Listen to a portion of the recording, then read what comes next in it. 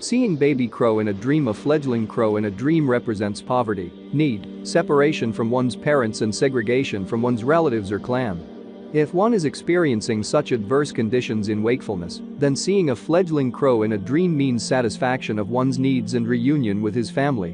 When the egg hatches and the baby crow comes out of it, the parents shy away from their fledgling and remain distant from the nest. Then God Almighty will provide the nestling crow with various types of flies to eat from. Once the baby crow's feathers grow, the parents will return to their nest and care for their baby until it commences to fly.